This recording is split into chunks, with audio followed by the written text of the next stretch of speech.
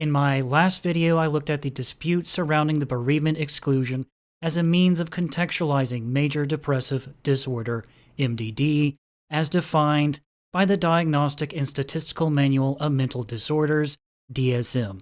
Even prior to the bereavement exclusion being removed, the DSM only provided a narrow contextual framework by which someone might reach the 5 symptoms for 2 weeks criterion for MDD, or pathological depression, and be excluded from a diagnosis by including serious qualifications to the exclusion. Prior to the DSM-5, the manual only encouraged diagnosticians to exclude a diagnosis in cases of uncomplicated bereavement. But even that potential contextual framework for MDD was removed. I pulled this information from the article, Validity of the Bereavement Exclusion to Major Depression, etc., written by Jerome C. Wakefield and Michael B. First. And before I make any other points, I will take you directly to the DSM-4. The essential feature of major depressive disorder is a clinical course that is characterized by one or more major depressive episodes.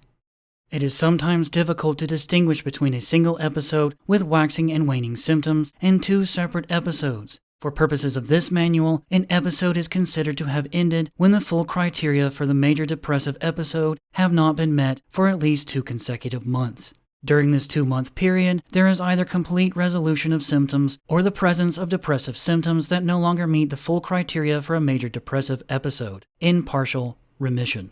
Based on this reasoning, you get the category Major Depressive Disorder Recurrent, for which the criteria are A. The presence of 2 or more major depressive episodes, B. The major depressive episodes are not better accounted for by some other disorder, and C. There has never been a manic episode, a mixed episode, or a hypomanic episode.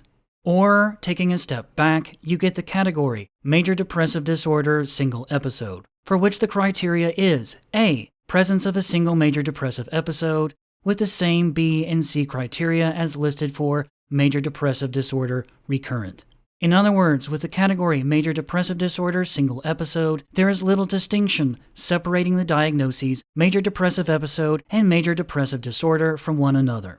Not surprisingly, the DSM-5 lists the criteria for Major Depressive Episode directly under the heading Major Depressive Disorder, with a note below reading, Criteria A through C represent a major depressive episode. Criterion A list of symptoms, is almost word for word the same between both the 4th and 5th editions, and I will leave the specifics of that list for last. Comparing criteria B through E for major depressive disorder, MDD, in the DSM-5 to the criteria for both major depressive episode, MDE, and MDD in the DSM-4, you get consistent overlap. Criterion B in DSM-5 overlaps with criterion C in the DSM-4 for MDE. The symptoms cause clinically significant distress or impairment in social, occupational, or other important areas of functioning. Criterion C in DSM-5 overlaps with criterion D in the DSM-4 for MDE. The episode is not attributable to the physiological effects of a substance or to another medical condition. Criterion D in DSM-5 overlaps with criterion B in the DSM-4 for MDD. The occurrence of the major depressive episode is not better explained by another disorder. And criterion E in the DSM-5 is consistent with criterion B in the DSM-4 for MDE, or criterion C for MDD. The symptoms do not meet criteria for another type of episode. The discrepancy between the 2 editions is the bereavement exclusion, suitably listed under criterion E in the DSM-4. The symptoms are not better accounted for by bereavement. That is, after the loss of a loved one, the symptoms persist for longer than 2 months or are characterized by marked functional impairment, morbid preoccupation with worthlessness, that kind of ideation, psychotic symptoms, or psychomotor issues. Again, to reiterate, the bereavement exclusion, the only normal life-related context listed here is highly qualified. And this is the point of contention. The mental health professionals who defend the bereavement exclusion argue that bereavement is normal loss, unless of course the bereavement meets the exclusionary criteria for the exclusion. Those against it argue that bereavement-excluded depression looks the same as diagnosed depression, with the obvious implication for this latter group being that bereavement-related depression should also be diagnosed as disordered. And now the symptomatic criteria from point A. 5 or more of the following symptoms have been present during the same 2-week period and represent a change from previous functioning. At least one of the symptoms is either 1, depressed mood, or 2, loss of interest or pleasure. Note: do not include symptoms that are clearly attributable to another medical condition. 1. Depressed mood most of the day, nearly every day, as indicated by either subjective report, for example, feels sad, empty, hopeless, or observation made by others, for example, appears tearful. In the DSM-3, you may note that 8 symptoms are listed, of which only 4 are required for diagnosis, but the depressed mood criterion is listed separately. 2. Markedly diminished interest or pleasure in all or almost all activities, most of the day, nearly every day, as indicated by either subjective account or observation. 3. Significant weight loss when not dieting or weight gain, for example, a change of more than 5% of body weight in a month, or decrease or increase in appetite nearly every day. Note: in children, consider failure to meet expected weight gain. 4. Insomnia or hypersomnia nearly every day. 5. Psychomotor agitation or other issue nearly every day, observable by others, not merely subjective feelings of restlessness or being slowed down. Here I will point out the DSM-4 defines psychomotor agitation as excessive motor activity associated with a feeling of inner tension. The activity is usually non-productive and repetitious, and consists of such behavior as pacing, fidgeting, wringing of the hands, pulling of clothes, and inability to sit still. The DSM-4 defines psychomotor as visible generalized slowing of movements and speech. In other words, psychomotor agitation and are just pathologizing jargon for either nervous and intense movement or slowed and sluggish movement. 6. Fatigue or loss of energy nearly every day.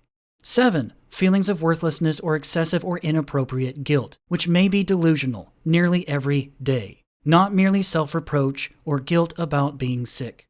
8. Diminished ability to think or concentrate, or indecisiveness, nearly every day, either by subjective account or as observed by others. 9. Recurrent thoughts of death, not just fear of dying. Recurrent this ideation without a specific plan or a this kind of attempt or a specific plan for committing this. And the reason I highlighted the article by Jerome Wakefield and Michael First is that it could not make the issue clearer.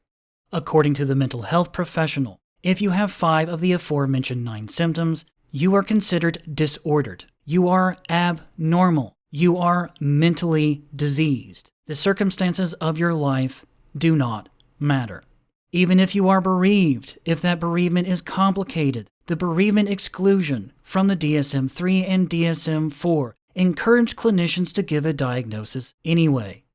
And for variety's sake, I will read from the DSM-3. Uncomplicated bereavement is distinguished from a major depressive episode and is not considered a mental disorder even when associated with the full depressive syndrome. However, if bereavement is unduly severe or prolonged, the diagnosis may be changed to major depression. In other words, if you are bereaved and your reaction to that bereavement is complicated or otherwise severe, even in a 2-week period, you qualify for the diagnosis. But of course, the exclusion was removed from the DSM-5, and this is directly from the 5th edition. Responses to a significant loss, such as bereavement, financial ruin, losses from a natural disaster, a serious medical illness or disability, may include the feelings of intense sadness, rumination about the loss, insomnia, poor appetite, and weight loss noted in Criterion A, which may resemble a depressive episode. Although such symptoms may be understandable or considered appropriate to the loss, the presence of a major depressive episode, in addition to the normal response to a significant loss, should also be carefully considered. To the clinician, this obviously reads, no matter the context, even within only a 2-week period, consider giving a diagnosis anyway. Now, what is bizarre, looking at the work of Jerome Wakefield, who co-authored the article regarding the bereavement exclusion with Michael First, is that he also co-authored the book The Loss of Sadness with Alan Horwitz, the foreword of which, by Robert Spitzer, I have read previously. I also believe I previously mispronounced the names of both authors of the book, and this is from 2007. The number of persons treated for depression in the United States has grown explosively in recent years. Most depressed people are treated in outpatient settings, where treatment of depression increased by 300% between 1987 and 1997. By 1997, fully 40% of all psychotherapy patients, double the percentage of a decade before, had diagnoses of a mood disorder, the larger category that comprises mainly depression. The overall percentage of the population in treatment for depression in a particular year grew from 2.1% in the early 1980s to 3.7% in the early 2000s, an increase of 76% in just 20 years. Some groups experienced a much greater increase. For example, in just the period between 1992 and 1998, healthcare providers diagnosed 107% more elderly persons with depression. I will also contextualize this with more recent numbers from the National Institute of Mental Health. The following is the prevalence of major depressive episode. These numbers relate to 2021. An estimated 21 million adults in the United States had at least one major depressive episode. This number represents 8.3% of all U.S. adults. In addition, breaking the numbers down by age, 18.6% of 18 to 25-year-olds had at least one major depressive episode, and an estimated 61% of U.S. adults aged 18 or older with major depressive episode received treatment in the past year. I'm sure some might point out, given that these numbers are from 2021, that COVID-19 might have a part to play. Again, a major depressive episode equates to a diagnosis of major depressive disorder, as I have already explained. So if there is any possibility that you can justify depression in light of COVID-19, then why is it still considered diseased thinking or behavior, which is exactly what the diagnosis means, and not a normal response to abnormal circumstances? As Horwitz and Wakefield continue, the current epidemic, the depression epidemic, not COVID-19, although the result of many social factors, has been made possible by a changed psychiatric definition of depressive disorder that often allows the classification of sadness as disease, even when it is not. The essence of the definition is that, aside from a few exceptions, the presence of a particular group of symptoms is sufficient to diagnose the presence of the disorder. Yet symptoms such as depressed mood, loss of interest in usual activities, insomnia, lessened appetite, inability to concentrate, and so on might naturally occur for a period of 2 weeks in the absence of any disorder after any of a wide range of negative events, such as betrayal by romantic partners, being passed over for an anticipated promotion, failing a major test that has serious implications for one's career, discovering a life-threatening illness in oneself or a loved one, or enduring the humiliation that follows revelations of disgraceful behavior. Such reactions, even when quite intense due to the severity of the experience, are surely part of normal human nature, just as it is obvious why the DSM excludes bereavement from diagnosis. By parity of reasoning, it seems obvious that it should also exclude these other sorts of reactions to negative circumstances. Contemporary psychiatry has also inadvertently characterized intense normal suffering as disease. The criticism is poignant here, but just 5 years later, in the article Validity of the Bereavement Exclusion to Major Depression, etc., Jerome Wakefield, alongside Michael First, emphasize and harp on all the distinctions between bereavement-excluded depression and non-excluded bereavement-related depression to defend the bereavement exclusion, again, with all of its exclusions. If the depressive episode either lasts longer than 2 months or includes at least one of a series of features that are uncharacteristic of normal grief, that is, marked functional impairment, morbid preoccupation with worthlessness, you-know-what ideation, psychotic symptoms, or psychomotor issues, then the episode should be diagnosed as MDD. Conversely, if the episode resolves within 2 months and does not include any of the uncharacteristic features, then it is consistent with normal grief and is excluded from the MDD diagnosis. Now, I get that the intended audience for the book is laypeople, and thus might take on a much different tone than a professional article, but each work seemingly points to an opposing system of belief. Which is it? Is the mental health industry guilty of characterizing intense normal suffering as disease? Inadvertently, of course, because no mental health professional could possibly ever cause harm consciously. Or should the mental health industry exclude people from a diagnosis of MDD only in the context of uncomplicated bereavement, treating everyone else, no matter the context, if they meet the 5 symptoms for 2 weeks criterion as diseased? Where is the evidence that depression in response to normal life events, if it is marked by functional impairment or complication and some mix of loss of interest in usual activities, insomnia, lessened appetite, inability to concentrate, the slowing of movements and speech, non-productive, repetitious activity, feeling worthless, and thinking about death? Where is the evidence that this is a diseased response to life, even in the short span of just 2 weeks? Under any and all circumstances, in light of the DSM-5, rather than sometimes, maybe just sometimes, a normal response to the difficulties of life. The evidence? Well, who needs the evidence, of course, because you have expertise. Just think of the history of the DSM. The DSM-2 did not have explicit diagnostic criteria. This was developed with the DSM-3 by a committee of experts, and this is from Alan Francis in his book, Saving Normal. The development of DSM-3 faced one great handicap. There was very limited scientific evidence then available to guide any of its decisions, that is, which disorders should be included in the manual and which symptoms should be chosen to describe each disorder.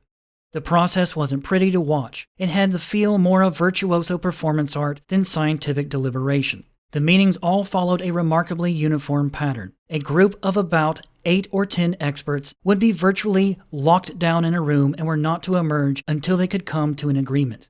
Whenever controversy did persist, the advantage went to whoever was most loud, confident, stubborn, senior, or spoke to Bob last. This is a terrible way to develop a diagnostic system, which would be subject to all sorts of biases, but it was the best way available at the time. Looking at major depressive disorder, the only substantial change that has been made since the DSM-3 in the continual revision process, which has been presented as wholly scientific, is the removal of the bereavement exclusion. And to reiterate from the article, after DSM-5, A Critical Mental Health Research Agenda for the 21st Century by Jeffrey Lacasse, all problems defined in the DSM-5 and in the previous editions as well, from adjustment disorder to sexual problems to shyness, are just claimed to be medical. This factual assertion takes place in the context of the well-documented fact that there are no biological tests, markers, or well-controlled studies identifying a biological lesion for any mental disorder classification. In short, the drawing of the line between normality and diseased thinking and behavior when it comes to depression at the 5 symptoms for 2 weeks criterion, while only based on expert opinion, is peddled as scientifically based medicine. And I will leave it off there until next time. I hope to see you there.